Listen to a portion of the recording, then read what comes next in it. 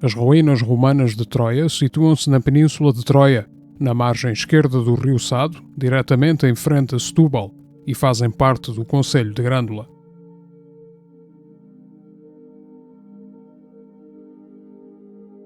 A sua localização permitiu o acesso a vastos recursos marítimos e fluviais. Na época romana, esta área seria uma ilha, identificada por alguns como a Ácala, mencionada por Aviano. Esta área foi habitada e utilizada entre os séculos I e V depois de Cristo, estando sob a dependência administrativa da antiga Salácia, correspondente à atual Alcácer do Sal.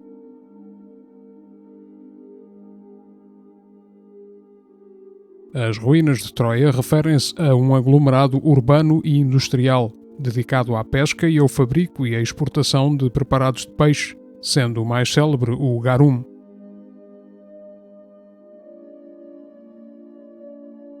O garum era um condimento muito popular na Roma Antiga, sendo feito com partes de alguns peixes, atum e cavala, entre outros, misturadas com peixes pequenos, crustáceos e moluscos esmagados.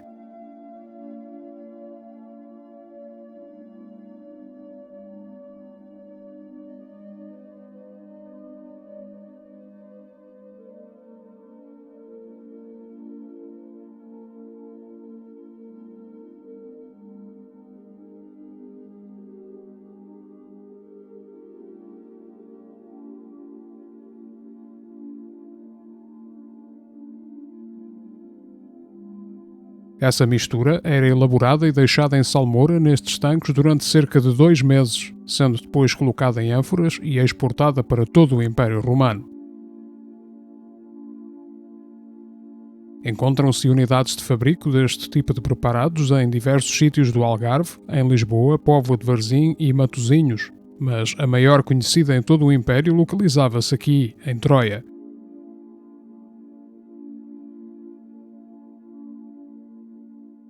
Até ao momento foram identificadas 29 oficinas de salga em Troia, sendo visíveis cerca de 180 tanques, que se organizavam em fileiras em redor de pátios.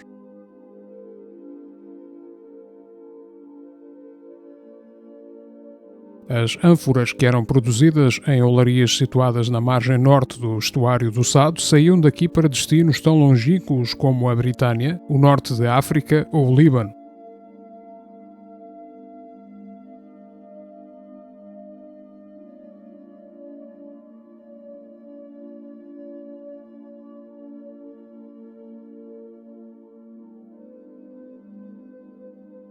Junto de uma das oficinas situa-se um mausoléu que, no seu interior, possui nichos nas paredes destinados à colocação de urnas com as cinzas dos defuntos.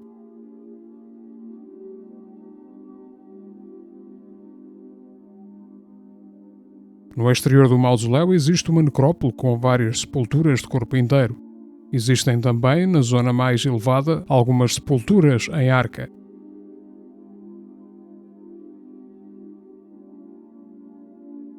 Este espaço ilustra os 2 rituais funerários utilizados no Império Romano, a cremação e o sepultamento. Este último tornou-se prática corrente a partir do século III depois de Cristo.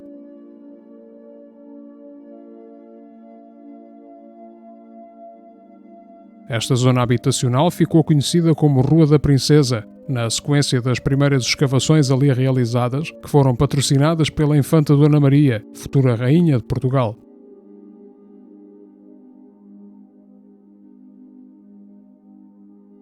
Neste local é possível observar os vestígios de uma grande casa com vários compartimentos, em que se conservaram paredes até à altura do primeiro andar.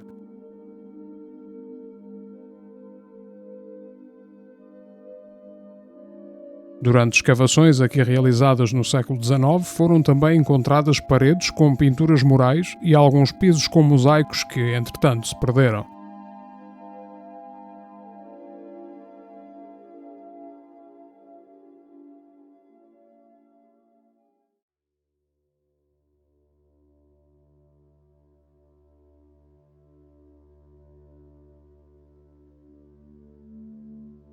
Na Península de Troia foram descobertas algumas peças arqueológicas relevantes. A primeira remonta a 1814, na sequência do colapso de uma falésia que pôs a descoberto um cofre em chumbo.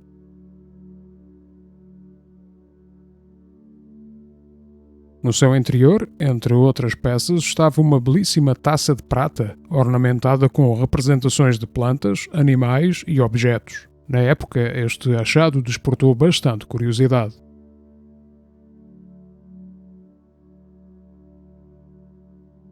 Terá sido propriedade do governador de Setúbal, depois do Duque de Palmela e finalmente foi oferecido a Dom Fernando II, que era um apaixonado pela história e pela arte.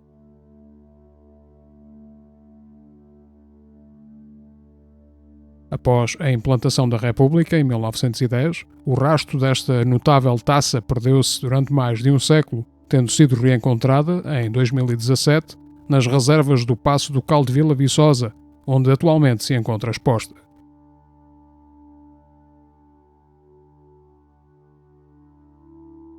Outro achado relevante, que ocorreu em 1925, foi o de um baixo relevo mitraico que faria parte de um tríptico, tendo sobrevivido somente parte do painel central e o painel da direita.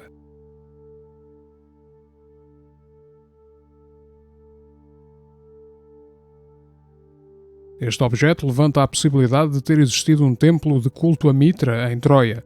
Esta divindade de origem oriental, cujo nascimento era evocado a 25 de dezembro, foi o centro de um culto mistérico que se estendeu por todo o Império Romano até ao século V d.C.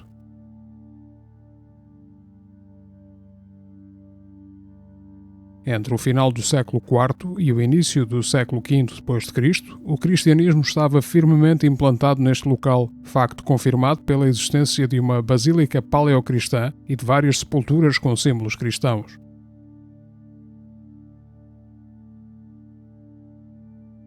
As paredes da basílica apresentam-se cobertas com um impactante conjunto de pinturas a fresco.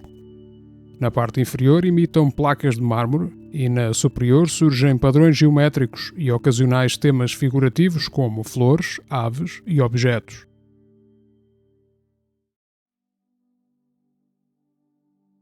No século XIX, o célebre escritor dinamarquês Hans Christian Andersen fez uma visita às ruínas de Troia, mencionando-as na sua obra Uma Visita a Portugal em 1866.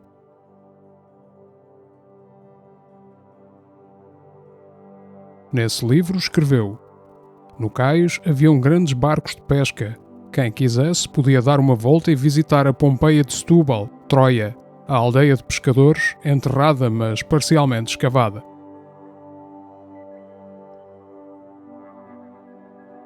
Onde quer que puséssemos o pé em terra, haviam grandes pilhas de pedras amontoadas, restos de lastro de navios que traziam as suas cargas de sal para a baía.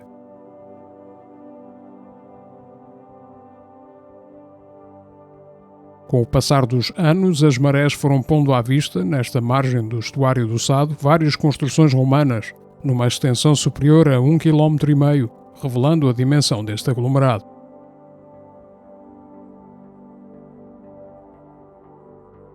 A parte das ruínas que se encontra descoberta e visitável corresponde a apenas uma pequena parcela da Troia romana de outrora, que continua oculta sob as dunas de areia.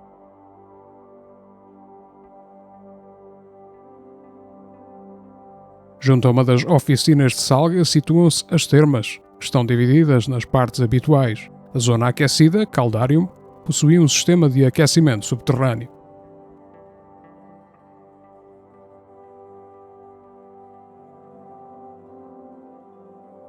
Existe também uma zona de transição com temperatura morna, Tepidarium, e uma zona fria, Frigidarium, com 2 pequenos tanques e uma sala de convívio e exercício físico, Palestra.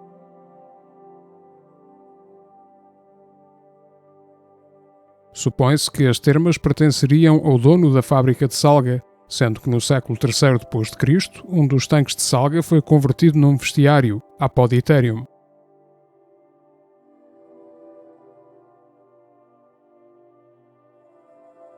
As ruínas romanas de Troia estão classificadas como Monumento Nacional desde 1910 e constam na lista indicativa de Portugal para candidatura a Património Mundial da Unesco.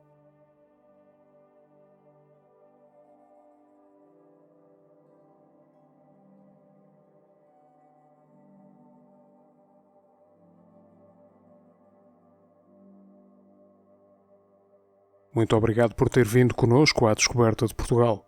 Se gostou do vídeo, por favor clique em gosto e subscreva o canal para acompanhar as nossas novidades.